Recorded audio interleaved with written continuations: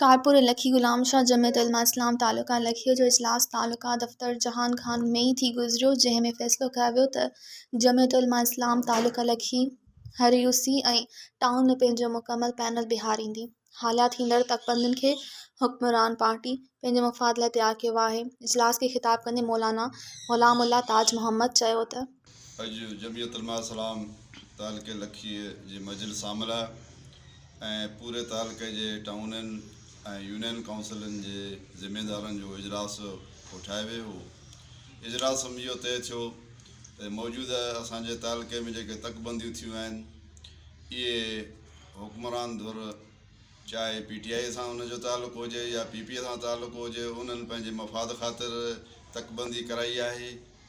उन में ॿी कंहिं बि जमात या जमियत उलमा इस्लाम जे मफ़ाद खे मद्देनज़र न रखियो वियो आहे, बल्कि उन्हनि पंहिंजे मफ़ाद लाइ इहे तकबंदियूं करायूं आहिनि। असां इन हवाले सां हीअ जेका मौजूदा तकबंदी थी आहे जमियत उलमा इस्लाम इनखे मुस्तरद करे थी ऐं असां इन हवाले सां कोर्ट में बि वेंदासीं ऐं जेकॾहिं नथो थिए कुझु बि त असां तॾहिं बि मैदान ख़ाली न छॾींदासीं। इंशाअल्लाह असां हर UC में हर टाउन में पंहिंजो पूरो पैनल हर UC ऐं टाउन में बीहारींदासीं ऐं इंशाअल्लाह पैनल जे मथां महिनत थी रही आहे।